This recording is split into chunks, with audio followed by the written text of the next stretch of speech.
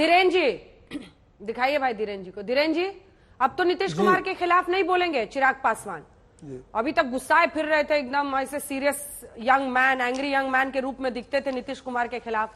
अब तो गठबंधन हो गया, 5 सीट, जानकारी यही है कि 5 सीटें मिल रही हैं, यानी लगता है कि गाजीपुर भी ले लिए, जमुई वगैरह जो सीटें चाह रहे थे मिल गई। हाजीपुर, माफ कीजिएगा, हाजीपुर, बिहार। अंजना जी, हाँ। सूत्र आपके ज्यादा मजबूत हैं तो आपके पास रिपोर्ट ज्यादा अच्छी आती होगी। आप ही लोगों के चैनल से हम लोग भी जान पा रहे हैं कि सीटें कितनी मिल रही है, नहीं मिल रही है, अभी तो सब पता नहीं, आप बेहतर बता सकती हैं। लेकिन अभी चाचा भतीजे की बात कर रहे थे अभय दुबे जी, तो सर्टिफाइड चाचा तो देश में नेहरू ही हुए, उसके बाद तो कोई सर्टिफाई हुए नहीं है अभी तक। तो जिस तरह से देश को बर्बाद किया है, क्या उसका उदाहरण वो गाने के माध्यम से देना चाह रहे थे, ये मुझे अभी पता नहीं। और दूसरी बात, उन्होंने कहा कि ये भय बंधन है, ये स्वाभाविक हम लोगों का गठबंधन है, और कोई नया गठबंधन नहीं है ना। हमारे सवाल नेता सुने कि से नहीं सुने? एंग्री यंग मैन अब शांत हुए कि नहीं हुए 5 सीट मिलने के बाद? अब नीतीश बाबू के खिलाफ तो नहीं बोलेंगे ना, प्रचार करेंगे ना? नीतीश बाबू के साथ ये पूछ रहे हैं वहां पे आए, लेकिन पहले बातों का जवाब दे दे कि केवल एक। आप लोग तो डोरे डालते रहे, सुने नहीं चिराग बाबू। गठबंधन में आए हैं, नहीं, हमारे पास से गए तो वो कमजोर हो गए। गठबंधन में, एनडीए गठबंधन के हम हिस्सा हैं। है कि उनको अगर बिहार में वो तीसरे नंबर पे चली गई है, लेकिन अच्छा आप तो प्रचार करेंगे ना उनके साथ। धीरेन जी, चिराग पासवान और नीतीश कुमार जी एक मंच पे दिखेंगे ना? का अगर हिस्सा है, बिल्कुल दिखेंगे। और देश हित में, देश को आगे बढ़ाने के लिए आदरणीय प्रधानमंत्री जी के नेतृत्व में बिहार की 40 की 40 सीटें हम कैसे जीते, उसके लिए हमारी छोटी छोटी महत्वाकांक्षाओं इंडी के तरह नहीं है कि कुछ लोग आ गए तो कुछ लोग मैगजीन में बोल रहे हैं, कुछ लोग टीवी पर बोल रहे हैं, कुछ लोग सड़कें पर फरिया रहे हैं। हमारे यहाँ इस तरह की चीज नहीं, अनुशासित गठबंधन है। और ये गठबंधन है, इनके जैसा ये जो कह रहे थे भयबंधन, इनके यहाँ प्रबंधन है, मैनेजमेंट है ये, कि भैया लड़ो आपस में अलग अलग, लेकिन हम लोग बोलो कि हम लोग गठबंधन में है। तो ये बता रहे थे कि ईडी सीबीआई का हम लोग डर दिखलाते, तो कांग्रेस के तरह हम लोग एफबीआई पे तो भरोसा नहीं कर सकते ना जी। लाल किले से प्रधानमंत्री जी ने कहा कि भ्रष्टाचार के खिलाफ हम लड़ाई लड़ेंगे। लड़ाई लड़ेंगे तो लड़ाई लड़ने का हथियार हमारे पास सीबीआई और आई परिवारवादी है कि नहीं, तो क्या उसका इस्तेमाल हम लोग नहीं करेंगे भ्रष्टाचारियों के खिलाफ में? दूसरी बात है कि जो इन लोगों ने भ्रष्टाचार किया है, एक एक करके कहीं ना कहीं कोर्ट में भी यह साबित हो रहा है। देश के लोगों ने तो इनको पहले ही नकार दिया अंजना जी। अब ये नेताओं का गठबंधन बना है, जनता इनको पहले ही छोड़ चुकी है, अब नेता भी एक एक करके छोड़ते जा रहे हैं। ठीक है, सुधांशु जी जवाब देंगे, उसके बाद अब आपकी बारी है। लोकतंत्र खतरे में नहीं। 2 सवाल उठे हैं, ठीक है, 2 सवाल उठे हैं सुधांशु। इन लोगों के 2 सवाल हैं। सबसे पहला सवाल कि आखिर क्या मतलब, इधर देखिए तो इधर चाचा हैं, इधर देखिए तो बेटा है, तो ये सब रिश्ते आपको नहीं दिखते हैं? आपका परिवारवाद, उनका परिवारवाद अलग अलग है, क्योंकि परिवारवाद पर ही सबसे ज्यादा आप लोग बिहार में आक्रामक है ना, परिवारवाद, इसीलिए ये सब।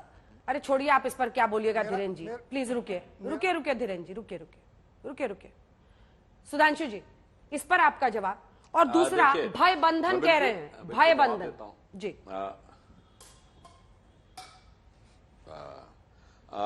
वैसे जो लोग एक दूसरे के जानी दुश्मन होते थे, वो अगर साथ में आ जाएं तो समझना चाहिए कि कौन किसका भय बंधन कह रहा है। मैं बात पहले भी कह चुका हूं, दोबारा याद दिलाना चाहता हूं।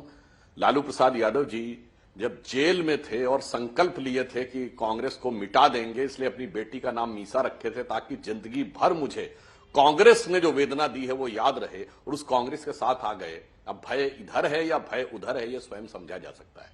अभय दुबे जी ने अभी एक बड़ा अच्छी बात बोली थी, वो क्यों भाई चाचा हाँ भतीजा बोले थे। अभय जी, ये तो बहुत 70 के दशक की फिल्म का गाना है जिसका शीर्षक ही चाचा भतीजा था, मगर आपने जो गीत बताया उसकी पूरी लाइन नहीं बताई। पूरी लाइन ये थी कि तोते से बोली मैना, बुजुर्गों का कहना कि बुरे काम का बुरा नतीजा, क्यों भाई चाचा हाँ भतीजा।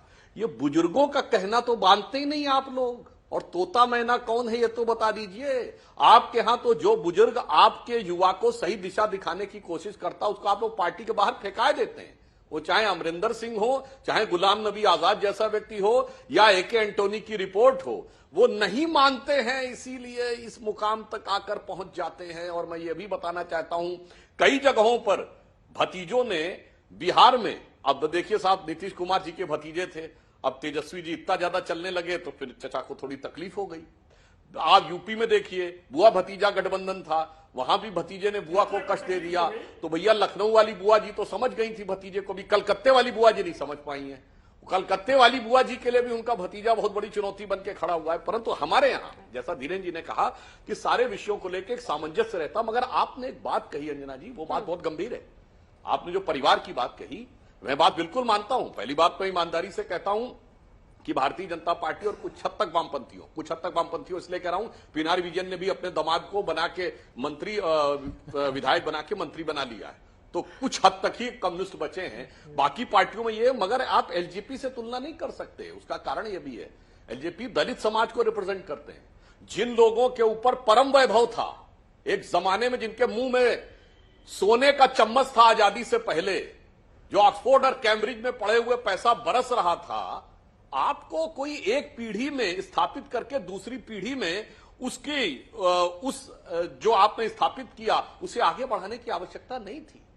इसलिए बताना चाहते हैं, तो रामविलास पासवान जी एक अलग चीज को रिप्रेजेंट करते थे, जो बिहार का दबा कुचला वंचित समाज, ये परिवार के बाद का परिवार अच्छा लगता थे, इसलिए ये स्थिति अलग थी। मगर मैंने तो पहले ही, मगर सुनिए तो साहब, मैंने तो पहले ही बोल दिया, भाई ये बताइए, क्या रामविलास पासवान जी ये कहे कि मैं मुख्यमंत्री पद से हटा तो मेरे रहते हुए मेरे ही सरकार, मेरे ही मंत्रिमंडल में, मतलब मैं कैबिनेट हूं तो राज्य मंत्री फलाना बन जाए, या मैं हटूंगा तो फिर ये मेरा बेटा मंत्री बन जाए। आपने पार्टी के मीटिंग में बोले हैं ना, पार्टी के मीटिंग में बोले हैं कि भविष्य चिराग ही है। पूरा कर लें। सुनिए सर, एक लाइन पूरी करनी, सिर्फ एक लाइन पूरी करनी, एक लाइन बोलिए। देखिए, कांग्रेस ने एक लकीर खींची थी परिवारवाद की। देखिए, जब इंदिरा जी बनी वहां तक एक थोड़ा अलग मान सकता हूं, क्योंकि इंदिरा जी नेहरू जी के जमाने में भी राजनीति में सक्रिय थी, फ्रीडम आंदोलन के समय से। राजीव जी बने, वो एक अलग इन्होंने नया प्रयोग किया कि 2 साल पहले व्यक्ति को बना दिया। मगर साहब, जब राबड़ी देवी जी को बनाया था, वो तो भारत की राजनीति का अचंभित करने वाला प्रयोग था। तो आपने तो ऐसे ऐसे महाकाव्य लिख दिए हैं परिवारवाद के कि वो आज की युवा पीढ़ी सुने तो उसे समझ में ना आए कि अपनी जाति का एक भी व्यक्ति नहीं मिलता है। पिछड़ों की बात करने वालों को बाकी पिछड़ों को छोड़िए, अपनी जाति में एक योग्य व्यक्ति नहीं मिलता है। जब भी देना होता है बड़ी हार मिली थी राबड़ी देवी के नेतृत्व में। मैं, मेरी पत्नी, मेरा सुनिए तो, अरे साहब पूरा कीजिए सुधांशु जी। बात कह रहे हैं सबसे बड़ी हार जानते क्या थी बिहार में? 2010 में 243 में 200 सीटें मिली थी एनडीए को। 2000 की बात कर लीजिए ना, किसी को बिहार में नहीं मिली। जब राबड़ी देवी मुख्यमंत्री थी तब की बात कीजिए, 2000 की। एक बात तो तय है, रुकिए, एक बार फिर से दिखाइए। नहीं, एनडीए और इंडिया गठबंधन का दोनों साथी दिखाइए। ये जो तस्वीर है ना, यही सबसे अच्छी है। धीरेन्द्र जी को देखिए, एकदम समर्पण मुद्रा में है, एकदम उनको बोलने का चांस नहीं चाहिए, एक बार हाथ नहीं उठाते हैं और आप दोनों हाथ लपकते रहते हैं। अरे सुनिए अभय जी सुनिए, सच्चाई ये है कि बिहार हो, यूपी हो, बंगाल हो, वहां आप छोटे भाई के ही रूप में हैं। यहां पर अगर आप एल्बो बनाने की जगह में आप वहां पर कोशिश करेंगे हाथ मरोड़ने की, तो इसको अव्यवहारिक बोलेंगे।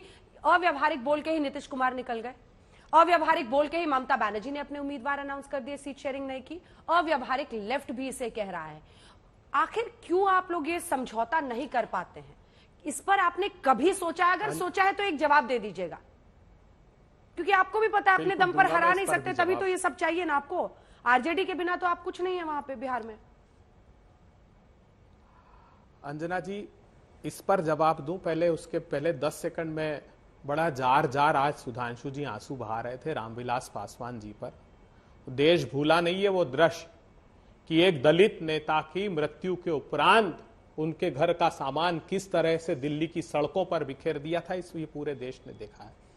ये जो भयबंधन की शहंशाकृत पिक्चर चल रही ना, इसका एक सत्ता के अतिथि कलाकार भी है ओवैसी जी, जिनका जिक्र आप बीच में कर रही थी। जहां जहां चाहते हैं वहां सत्ता के अतिथि कलाकार उन राज्यों में पहुंच जाए। बड़े परिवारवाद की व्याख्या बहुत लंबी सुन रहा था मैं, प्रेम धूमल के बेटे अनुराग ठाकुर जो अभी टिकट घोषित किए ना आपने, येदुरप्पा के बेटे राघवेंद्र को, रवि सुब्रमण्यम के भतीजे तेजस्वी सूर्या को, वेद प्रकाश गोयल के बेटे पीयूष गोयल को, एकनाथ खड़से की पुत्रवधि रक्षा खड़से को, गोपीनाथ मुंडे की बेटी पंकजा मुंडे को, राधा कृष्ण विखे के बेटे सुजाय को, किशोर देव बर्मन की बेटी कृति को, एक लंबी फहरिस्त है परिवारवाद की। कहां खोए हुए हैं जनाब? और हमारे जो गठबंधन का प्रश्न है अंजना जी, उस पर मैं जवाब देता हूं।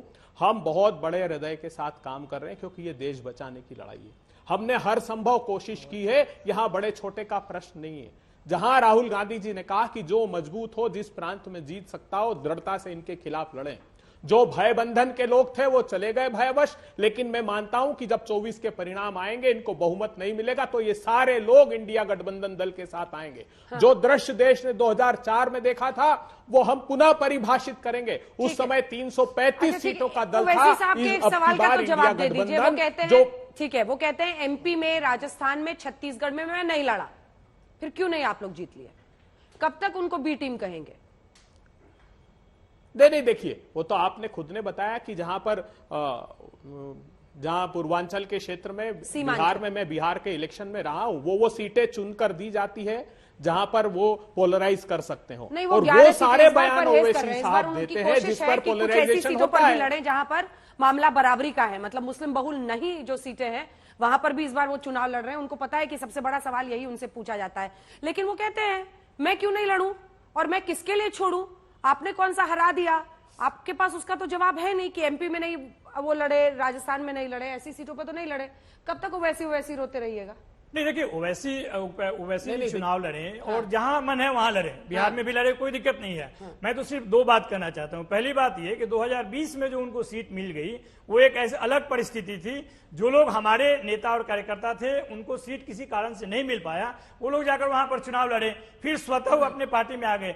ओवैसी की राजनीति का कोई समर्थक बिहार में नहीं है, ये पूरा बिहार जानता है। ये उनकी चिंता होनी चाहिए, क्योंकि वो बिहार के लिए लड़ाई नहीं लड़ते हैं। वो उनका अपना एक सोच है, अपना एक तरीका है, उसी के आधार पर लड़ते हैं। बिहार में जो लड़ाई है वो वास्तव में लड़ाई है कि नौकरी कौन देने वाली सरकार है। और पिछले 17 महीने में जो सरकार चली चाचा और भतीजे की, चाचा को हमने मशहूर किया बिहार में, उनको बताया कि नौकरी कैसे दिया जा सकता था। सुधांशु जी के साथ 17 साल रहे, न नौकरी दे भी नहीं सकते थे, जो नौकरी की बात करता था उसको धुतकारते भी थे।